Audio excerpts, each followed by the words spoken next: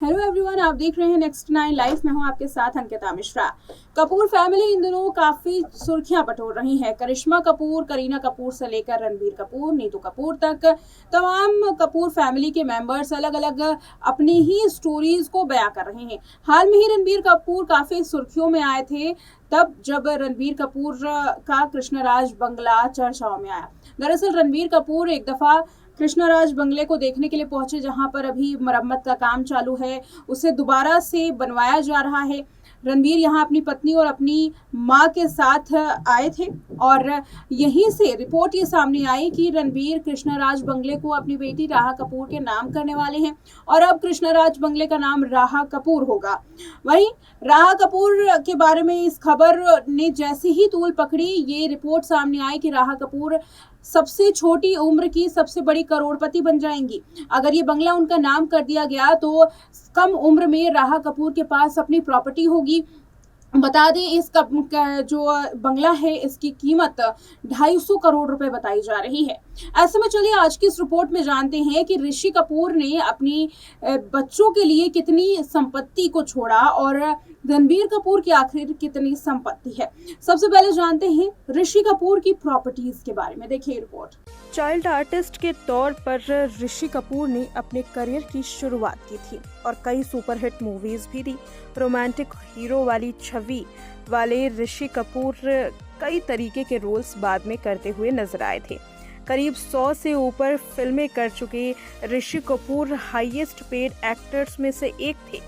चूंकि ऋषि खानदानी रईस थे, इस वजह से उनके पास संपत्ति की कोई कमी नहीं थी, जिसके वारिस अब उनके बच्चे होंगे। मीडिया रिपोर्ट की माने तो ऋषि कपूर की कुल संपत्ति 300 करोड़ रुपए थी। ऋषि कपूर के पाली हिल स्थित एक शानदार घर के मालिक थे जहां वो रहते थे, जिसका नाम कृष्णराज है। कृष्णराज 1 करोड़ रुपए में बना था। घर में स्विमिंग पूल, थिएटर सिस्टम और दूसरी लग्जरी चीजें भी इस घर में थी। हालांकि अब इसे दोबारा से बनवाया जा रहा है। कृष्णराज बंगला उस वक्त 1 करोड़ रुपए में बना था, जिसकी अब 250 करोड़ रुपए कीमत आकी जा रही है। ऋषि कपूर कारों के भी बड़े शौकीन थे। उनके पास रॉयल एसयूवी और ऑडी उनकी फेवरेट कारों में से एक थी। इसके अलावा उनके पास पोर्शे से लेकर BMW जैसी गाड़ियों का कलेक्शन था, जिसकी कीमत भी करोड़ों रुपए की थी। मीडिया रिपोर्ट की माने तो ऋषि कपूर की सालाना कमाई 20 करोड़ रुपए की थी। फिल्मों में एक्टिंग के अलावा निर्माता और निर्देशक भी वो रह चुके हैं। यही नहीं, उनकी अलग अलग बिजनेस में हिस्सेदारी भी थी और विज्ञापन ब्रांड्स से भी वो कमाया करते थे। यानी कि कुल संपत्ति के बारे में जिक्र करें तो ऋषि कपूर की कुल संपत्ति 300 करोड़ रुपए की थी। इन संपत्तियों का बंटवारा भी हो चुका है। माना ही जाता है कि ऋषि कपूर ने 3 हिस्सों में संपत्ति बांटी है।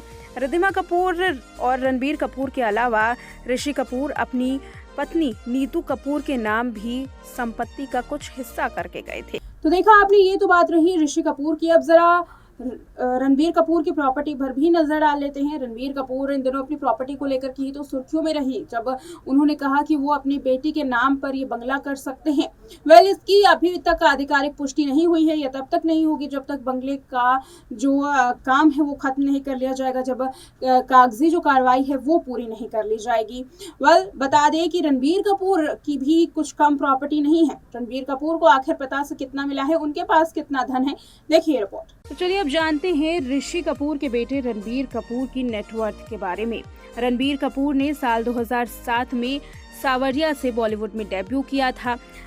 साल दर साल रणबीर भी अपनी नेटवर्थ में इजाफा करते हुए नजर आ रहे हैं। रणबीर भी एक फिल्म के लिए करोड़ों रुपए वसूलते हैं और एनिमल की सक्सेस के बाद तो उनकी फीस में भी इजाफा हुआ है। रणबीर की नेटवर्थ 345 करोड़ रुपए की बताई जाती है, जिसमें मुंबई में 2 घर, रियल इन्वेस्टमेंट और लग्जरी कार्स भी शामिल है। रणबीर कपूर एक मूवी में काम करने के लिए 30 से 50 करोड़ रुपए की फीस लेते हैं।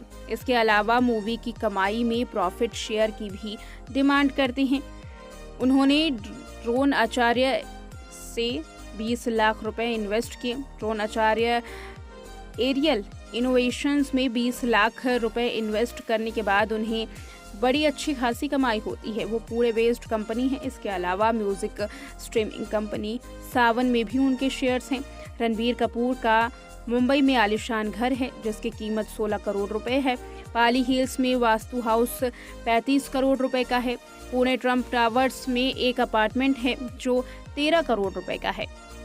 रणबीर ब्रांड एम्बेसडमेंट से भी कमाई करते हैं और कई ब्रांड्स के साथ वो ऐड भी करते हैं। बता दें इसके लिए वो 6 करोड़ रुपए चार्ज करते हैं।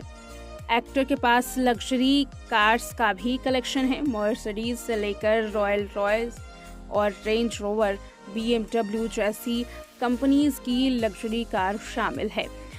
बता दें कि रणबीर कपूर का खुद का प्रोडक्शन हाउस भी है जिसका नाम पिक्चर्स शुरू है। इसे उन्होंने अनुराग बासु के साथ मिलकर बनाया था। इसी के बैनर तले जग्गा जासूस और ब्रह्मास्त्र जैसी फिल्मों का प्रोडक्शन किया गया। देखा आपने रणबीर कपूर को लेकर की ये रिपोर्ट। रणबीर कपूर बहुत ही कम फिल्म लेकर के आते हैं, लेकिन जब भी आते हैं उनकी फिल्म या तो यादगार साबित होती है या हिट भी उनकी फिल्म कही जा सकती है।